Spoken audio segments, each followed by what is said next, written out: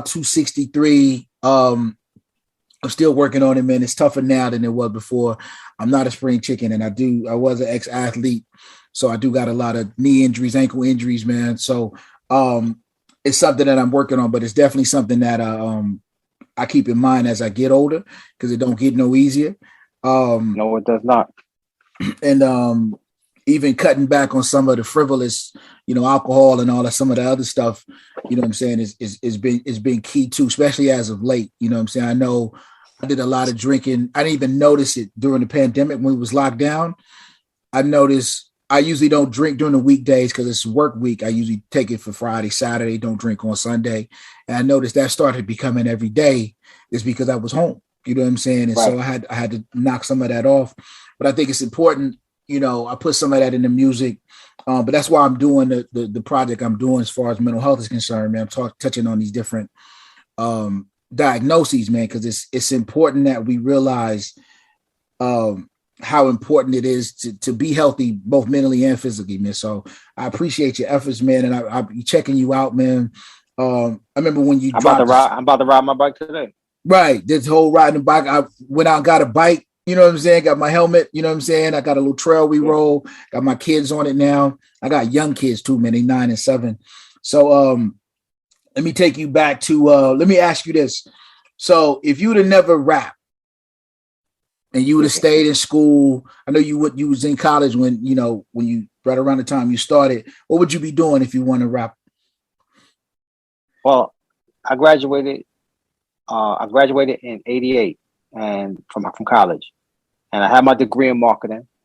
And my goal at that time, had nothing to do with music. My goal was to get my resume together, and I was gonna go start taking job interviews. I wanted to work at an advertising agency.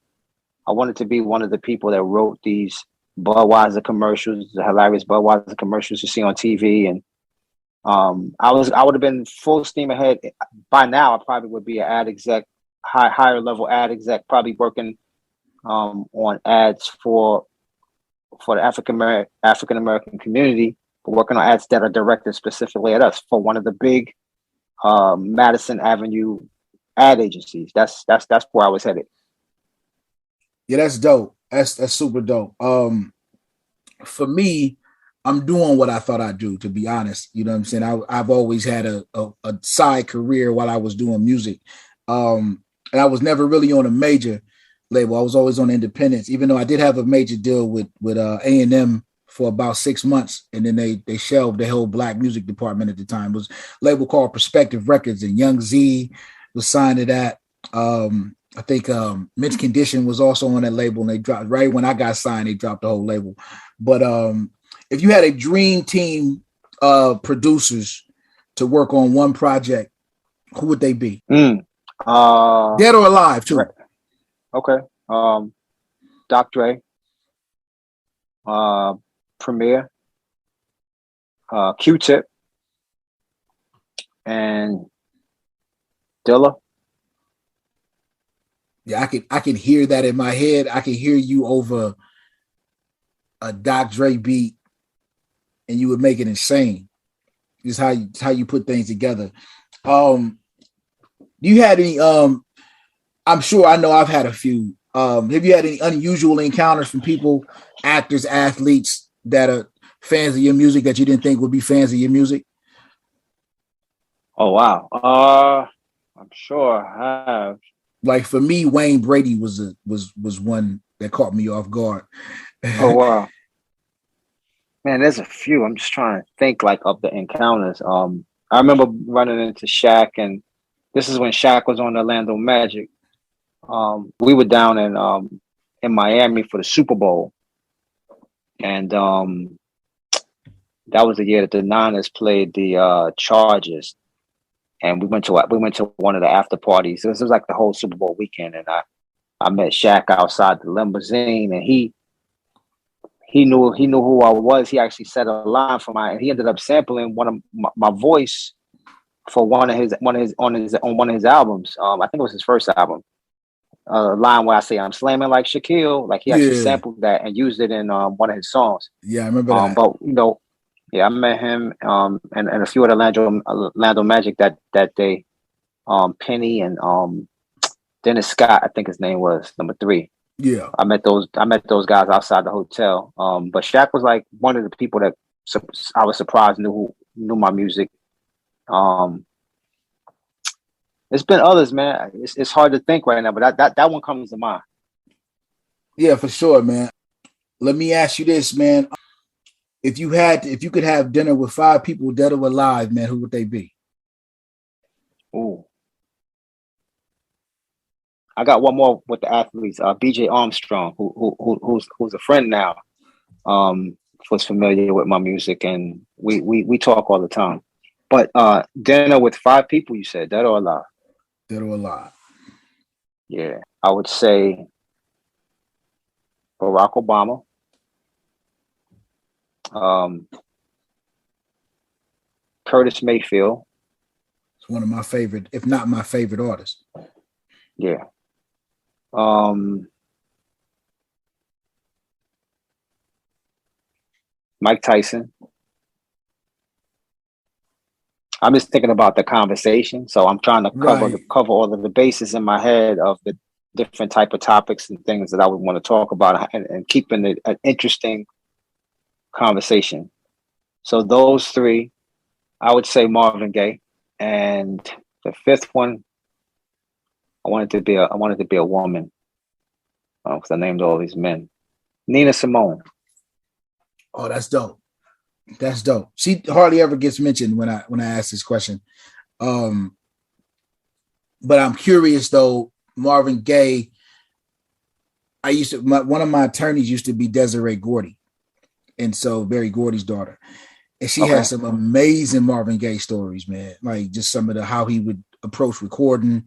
You know, she told me the whole laying down thing was a thing. Like he used to lay down and sing certain songs to get his voice to sound a certain way. She broke down the whole idea for him to do the Hear My Dear album, which was I thought was dope in and of itself.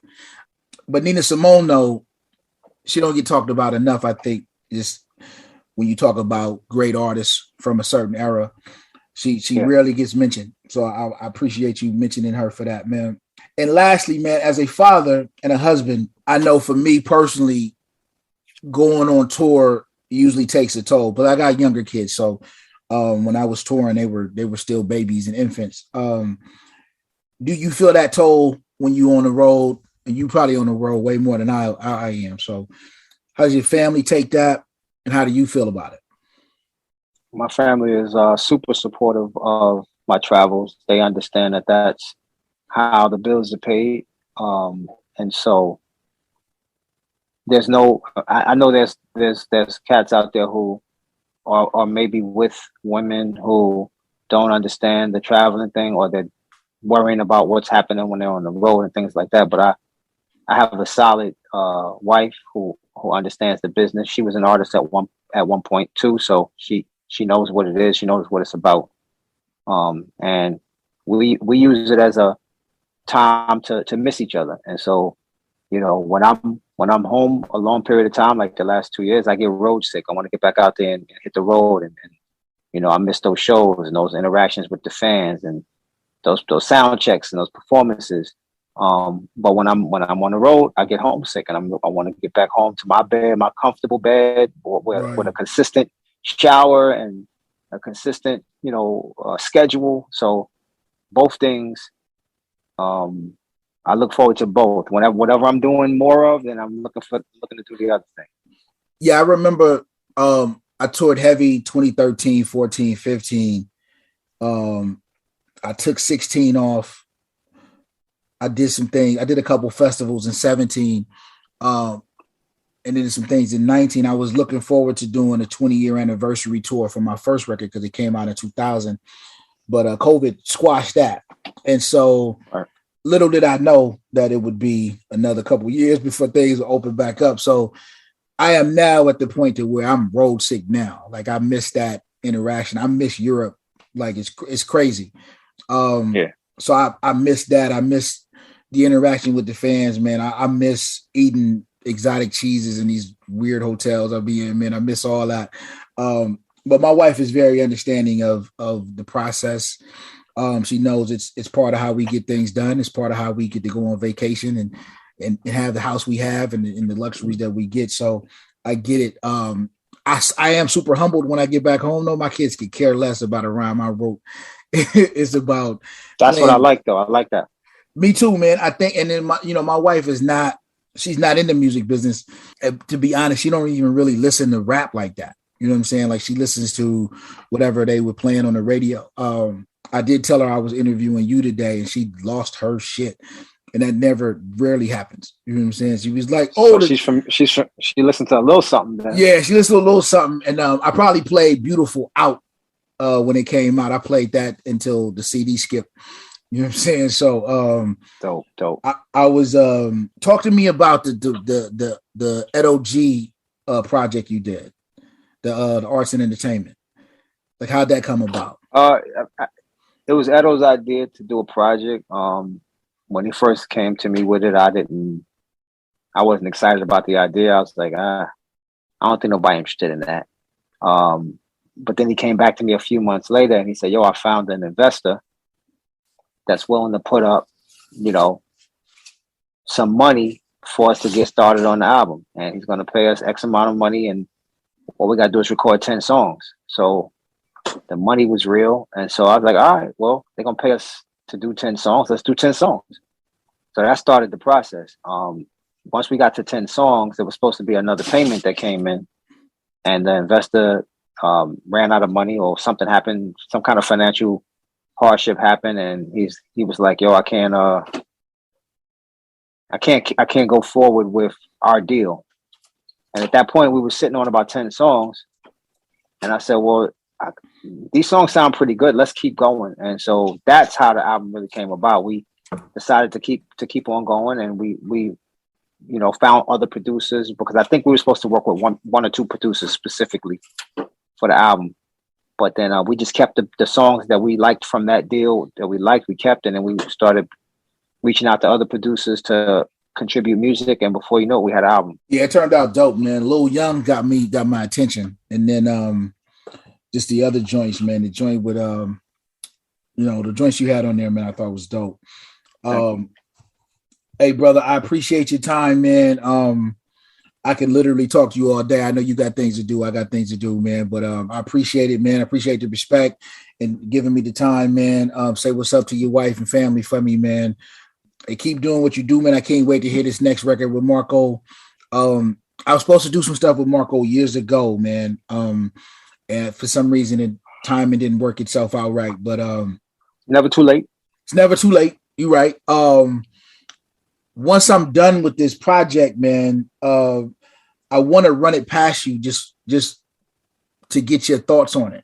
You know what I'm saying? Yeah, I'm interested to hear this because the idea sounds really interesting. So I'm curious to hear what you do with this. I am. I'm a little perplexed. It's probably the toughest project I think I've ever done.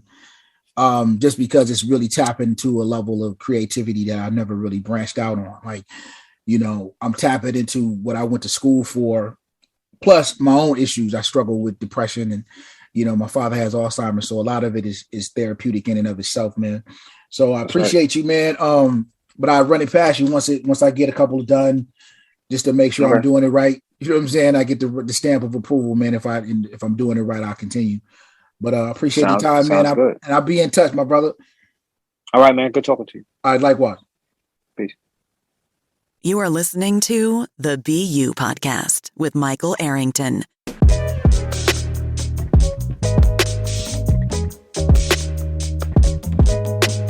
Yo, we're back. BU Podcast.